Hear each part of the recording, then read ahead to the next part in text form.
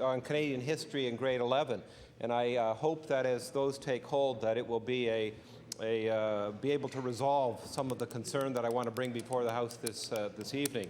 But nonetheless, for whatever reason, in spite of the fact that we have these elements in the coursework in grade 6, 7, and 8,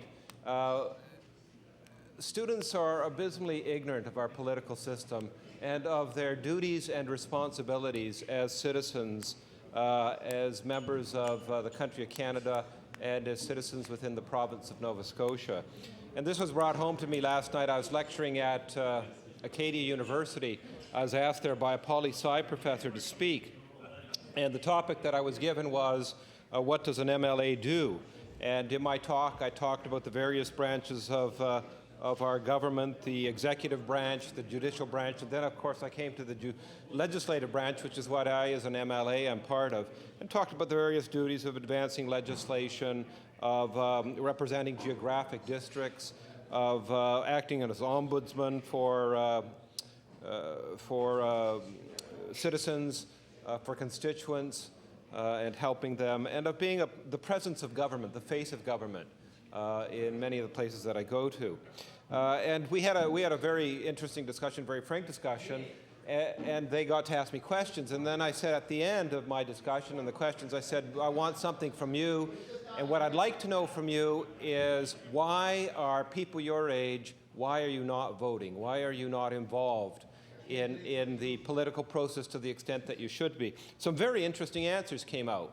One answer was that one person didn't vote because they felt discouraged that most political representatives won by less than 50% of the vote and didn't really represent the population. This particular person came from a riding where the victor won by 40 votes over the second place person, and they felt, well, how can you really feel that person has a mandate to represent the population? I did a little bit of research today on it, and in 2003, 16 people in this House won by more than 50% of the vote. Yourself, Mr. Speaker, being the top dog, and I just managed to eke in on that 51% margin this time, so I'm part of that 16. In 1999, it was the same figure, 16 out of 52. And so this was the person's reason why he wasn't involved and why he didn't think voting was worth the time. Another couple people talked about the behavior of politicians, and of course one went on quite length about Alan Rock and his accepting this trip by the Irving family to this lodge, and how they felt this was unethical and this was symptomatic of politicians. Another person got up, talked about Peter MacKay and the fact that he'd signed this document with David Orchard and then a month later reneged on it. And so for a large class of students, that was the main reason why they didn't bother voting. A third person got up and talked about how we don't represent our constituents anymore. They feel that once we're elected, we're under the control of the party organization, of the leader of the party, the premier, the prime minister, and they feel this sort of disconnect that we're their representative and yet we're not representing them. And I explained a little bit about representational government versus direct democracy, and a little bit about how we have lost some of that. I liken it to three legs on a stool, where your constituents, your conscience, and your party are the three legs. And I think that perhaps we've lost a little bit of the balance. And I admitted that may be a problem, and that in Canadian politics we need, I think, in my opinion, we need a reformation of the political system. Another person, very interesting enough, stated that one of the reasons why they didn't vote is that the policies of the parties seem to be all the same, that they all sort of were interchangeable. And it's very interesting. There's the old joke, why does the Canadian cross the road? And the answer is to get to the middle. And it is sort of true when you look at the three different parties, really. I find it quite interesting that the NDP are very supportive of the tax cut now. You know, they're moving to the right on these issues, trying to get the support of the business community, I suspect. Whether they'll be able to do that or not is something that's yet to be resolved. But the last person is the one that I want to talk to. This young woman said, I didn't vote because I don't know anything about provincial politics. I don't know anything about our political system. And this young woman, fortunately didn't come from my riding. I think she came from Cape Breton, maybe the riding represented by an honourable member who just spoke out. But anyway, she didn't know anything about Canadian politics. She didn't know anything about provincial politics. And Mr. Speaker, I was appalled. I was chairing law amendments when the discussion on the insurance bill, Bill number 1, and Mr. Graham Steele, he asked... Order, please. Order, please. Oh, yes, I just warned the previous member there about speaking a member's name.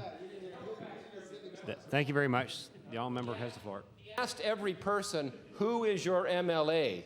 And he wanted to make the point that they should go talk to their MLA, which is a very good point. Out of every person who he asked the question, the only one who knew who their MLA was one person who'd gone to him with her concerns. And once she said, "You're my MLA," he remembered the meeting. But all the others didn't know who their MLA was. And this sort of came home to me with this young woman spoke to me. She said, "I didn't vote because I don't know anything about our political system." Now, the problem, of course, is not just, why is it important that they know something about Canadian politics, about Nova Scotia politics, about our duties as citizens? It's not just a question of knowing information for information's sake. There's so much information out there we can drown in it. But the importance of Nova Scotia students knowing the political system of Nova Scotia, how it works, the political system of Canada, how it works, and understanding their duties as citizens of our country is because of the health of democracy. And I think one of the troubling signs in our modern democracy, both provincially and federally, is voter participation. I was looking at the statistics for the province of Nova Scotia. In 1960, 82% of eligible voters voted. In 1970, this dropped to 77%, a marginal drop. But in 1999, all of a sudden it plummets to 69%, and in 2003 down to 65%. And this is for the province of Nova Scotia, but this mirrors what happens federally as well. There's some notable exceptions, PEI being one of them. But when young people aren't voting, our democratic system is in trouble, and will be in trouble unless they change their voting patterns. And when one of the problems is lack of knowledge, lack of information, lack of teaching, lack of perhaps support at the home for the teaching that does go on, because I don't want to blame it on our school system totally. I think that the home doesn't support it. We have problems. The second reason is because I'm very, very worried, Mr. Speaker, that we've swung in the balance between collective responsibility and individual rights too far in the direction of individual rights. And when we don't teach about our political system, about civic responsibility, about the responsibility of citizens, we lose that balance. No man is an island, the poet John Donne said, and yet we seem to be acting as if my rights are all that counts, and we forget our larger responsibilities to society. And we need to inculcate that, we need to teach that when people are young, and we need to do more of that. We have some courses, but we need to do more. We need to emphasize it better. I'm hopeful this grade 11 course on Canadian history will help to turn the tide, and that people will young people won't come up to me at university and say, "I know nothing whatsoever about Nova Scotia politics," even though they're raised in this country. They'll know about our political system, they'll participate, they'll vote, they'll take their civic responsibility more seriously, and we'll have a better and stronger society. Thank you very much, Mr. Speaker. The honourable member for Kings West. Thank you, Mr. Speaker. And I thank you, first of all, I guess, for a little civic lesson right here in the chamber tonight when I did get out of line and call the opposition leader by his name. So thank you very much for that. I do want to thank the member from Kings North for the resolution today. Civics education should be a part of Nova Scotia High School curriculum. And I know I've had a very, very strong interest in this as a social studies teacher over the years. So it is very, very much akin to something that I believe very, very strongly in, and we'll go a little bit further and actually say that some civics should be part of every single grade in our school system. And it really all it needs is a small little add-on to our social studies curriculum. I think we've drifted away in our school system from some of the civics I know that were part and parcel of our perhaps earlier curriculum, when the idea of learning about your local government and government generally was often brought up in a social studies classroom. I know that in my very first year teaching in Labrador City, and I was reminded of this today, they just had an election yesterday, teaching grade 8 social studies, and I decided that I would hold an election in my classroom. And I held it one day before the actual election took place. And the results got out to the radio station of the percentages for Liberal, Conservative, and New Labrador Party, and it so happened the next day when the election took place, the percentages were within 2% of the actual results. In other words, the kids were reflecting the way their parents were going to vote. And it so happened that there was going to be a federal election in the same school year, and I was told that I could not hold my classroom vote until the actual day of the election and keep the results there. But those were the kind of things that I think we engaged in perhaps a little bit more in our classrooms years ago, and we have fallen away from that.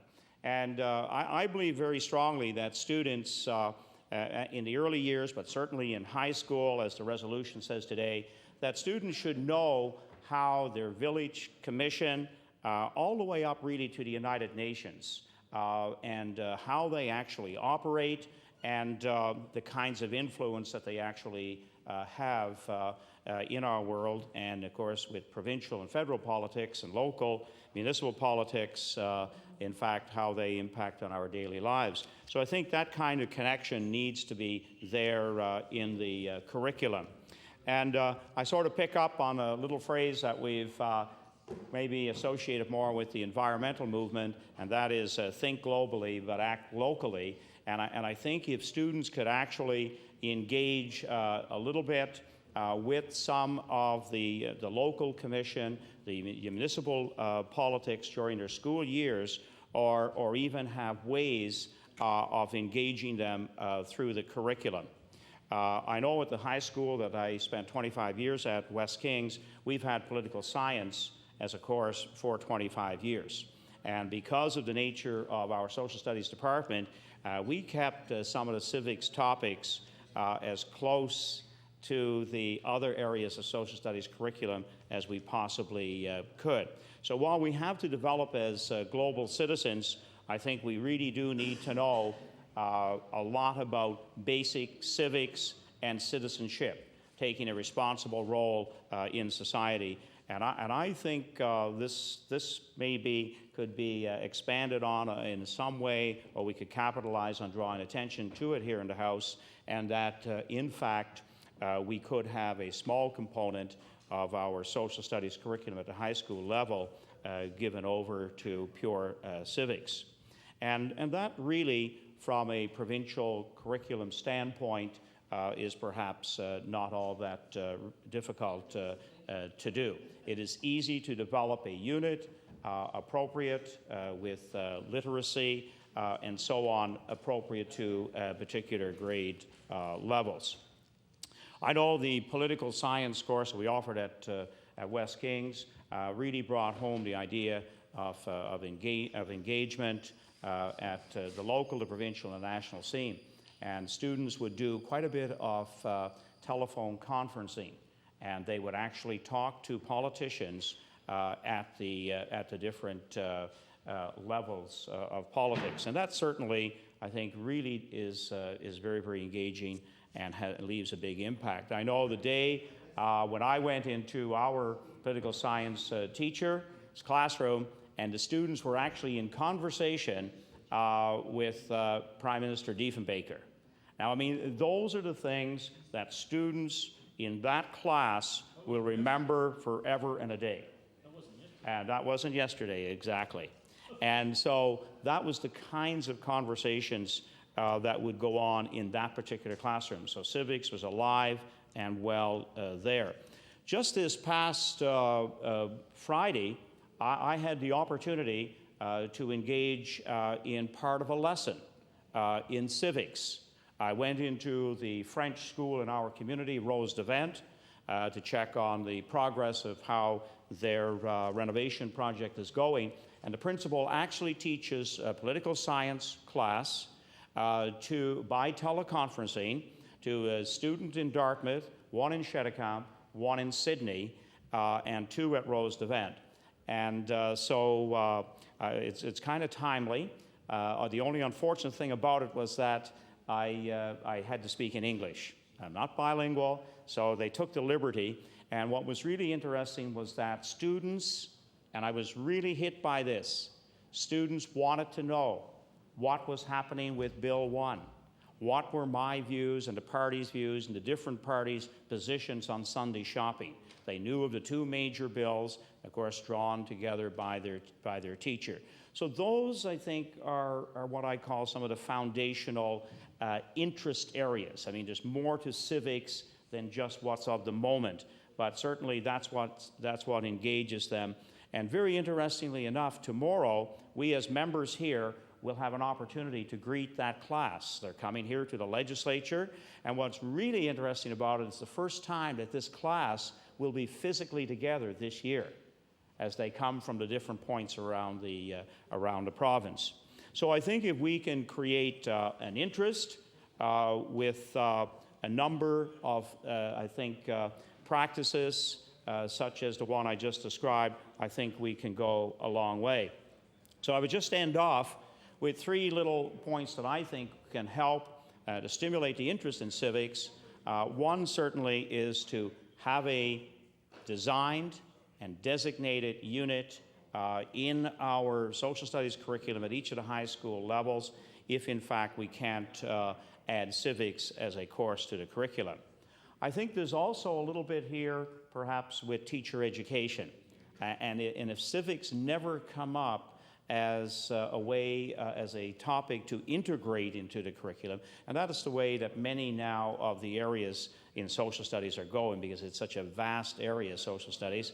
And if we could integrate a little, then I think we could have teachers knowledgeable about how the different levels of government work, and also drawing attention to political events throughout the calendar year, I think is a really major step forward.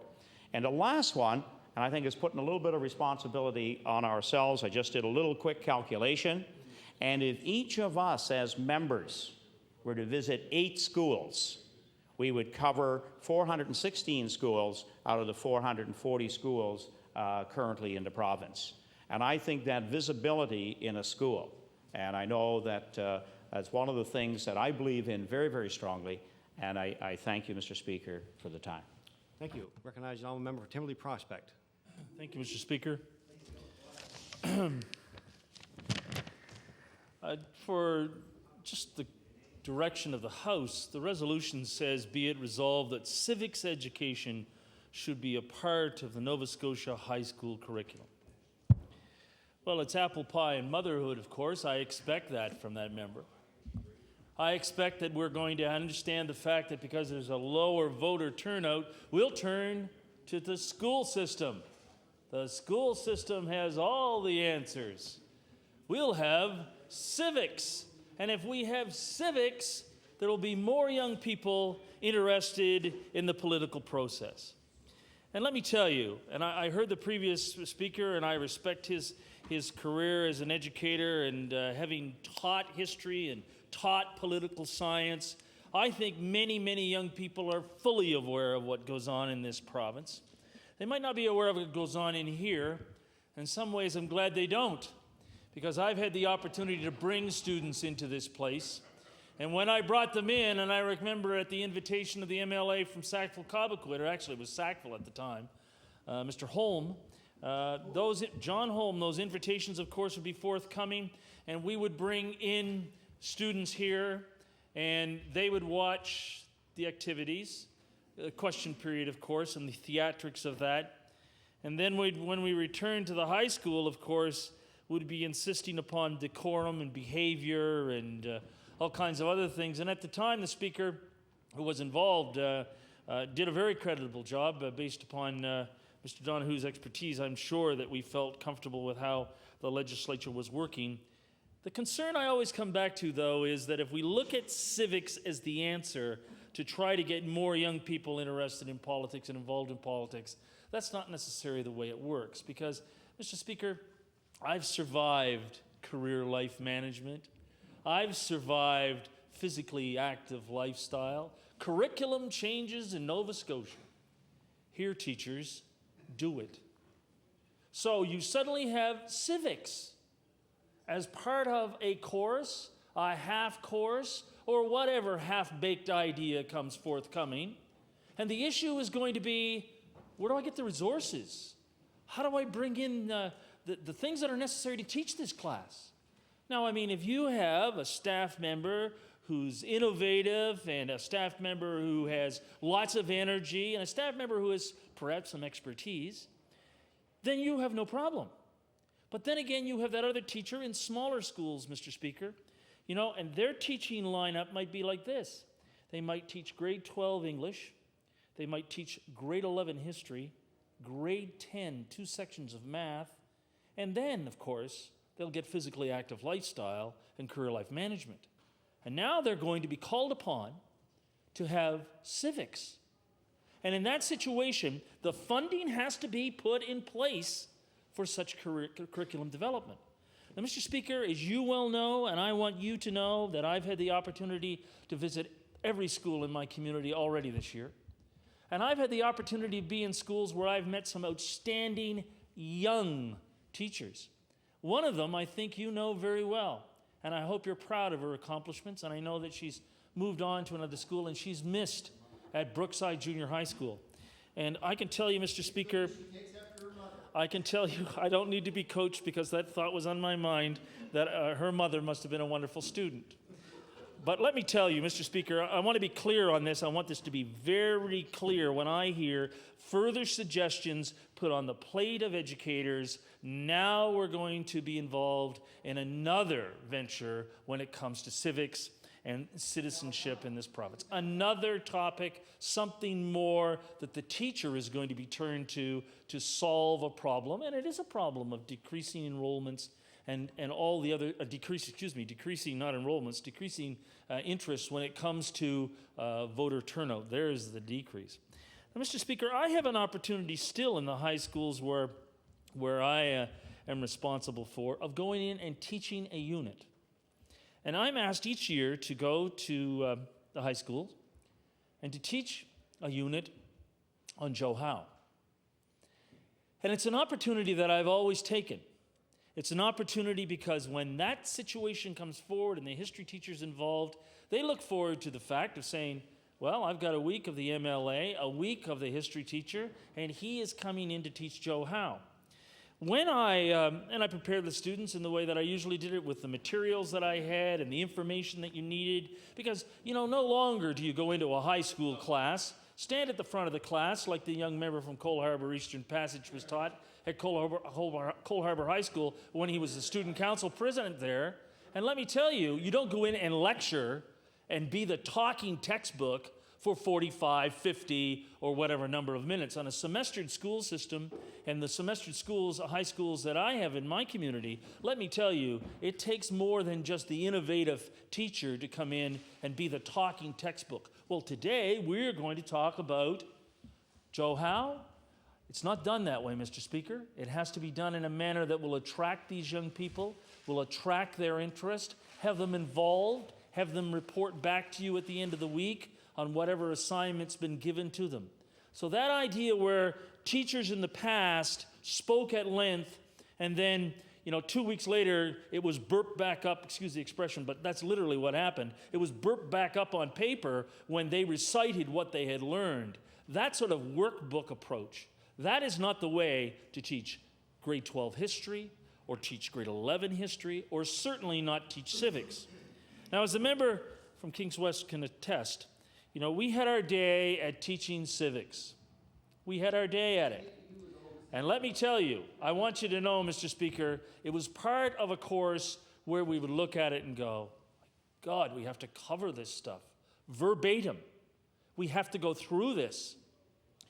Fortunately, along came a political science course.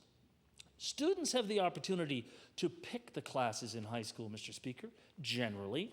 It's like a buffet table. You go to the buffet, you need the meat and potatoes, math, English, the compulsory courses, of one which is Canadian history, rightfully so, that grade 11 course. Unfortunately, physically active lifestyle and career life management are also compulsory for whatever reason, but that's another topic.